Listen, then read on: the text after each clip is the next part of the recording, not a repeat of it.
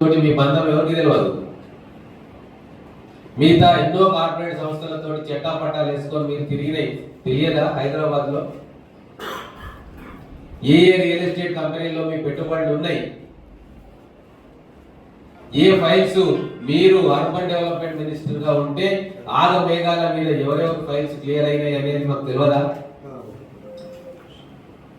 అవన్నీ కూడా మళ్ళా ఇక్కడ కాంగ్రెస్ ప్రభుత్వం ఏదేదో చేస్తుంది అన్న లెక్కన మీరు మాట్లాడడం చూస్తే గురువింద గింజ సామెత ఈరోజు గుర్తుకొస్తా ఉంది. ఒక హితుడిగా నేను కోరేది ఒకటే, కేటీఆర్ గారిని, ప్రపంచం రేపు ఏమి అంతమైపోదు, మీ రాజకీయం రేపటితోటే అయిపోదు. హుందాగా మేము చేసే తప్పులను ఎత్తి చూపుతూ ప్రజలకు మెచ్చిన రీతిలో ప్రతిపక్ష పాత్ర పోషించు, అంతేగాని అధికారుల మీద దాడు చేయించి వాళ్ళ మీదకి మీ కార్యకర్తలు నాయకులను ఉసిగొల్పి అవి ఇన్వెస్టిగేషన్ లో బయటికి వచ్చిన తర్వాత బరితెగించి మేము ఇట్లనే చేస్తాం, ఏం చేసుకుంటామో చేసుకో అనేది నీచమైన రాజకీయానికి పరాకాష్ట.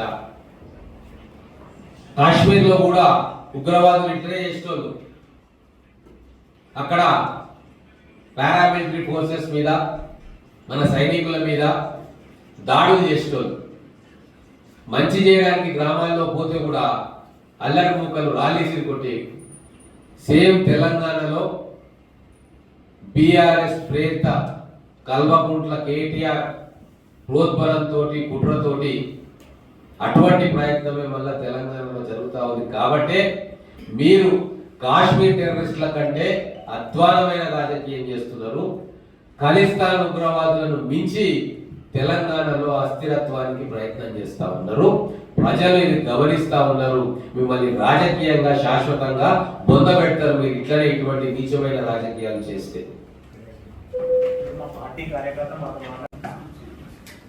పార్టీ కార్యకర్త నాయకులతో మాట్లాడినాక పార్టీ కార్యకర్త ఏం చేసిండు అనేది ఈ రోజు ఇన్వెస్టిగేషన్ లో తేల్చిపోయే అంశం.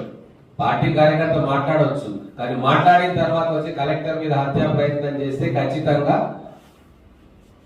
ఎవరికైనా కేటీఆర్ మీదకి అనుమానం పోతుంది.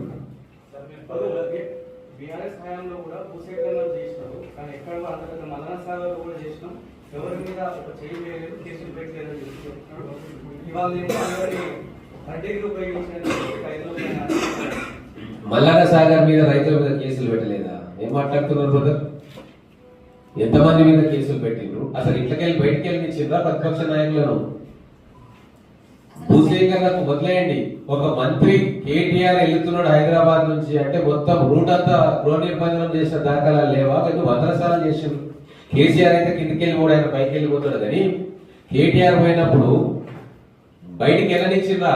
ప్రజాస్వామ్యవాదులను కావచ్చు, సివిల్ సొసైటీ వాళ్ళని కావచ్చు, ప్రతిపక్ష పార్టీలను కావచ్చు, లేదా ఎవరైనా ఉద్యోగస్తులు ఏదైనా ధర్నా చేస్తే కావచ్చు, ఇంట్లోకెళ్ళి బయటికి వెళ్ళకుండా లోపల గృహ నిర్బంధం ఎంతమంది చేసిండ్రు, మళ్ళీ ఎన్నిసార్లు గృహ నిర్బంధం చేసిండ్రు?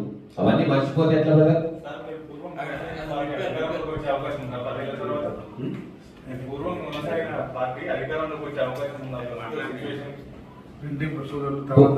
కొనసాగిన పార్టీ అంటే ఏది? టిఆర్ఎస్. ఇప్పుడు ఈ రోజు ఒకటే, బిఆర్ఎస్ పార్టీ మళ్ళీ చరిత్రలో తెలంగాణ రాష్ట్రంలో అధికారంలోకి రాదు, ప్రజలు రానియరు.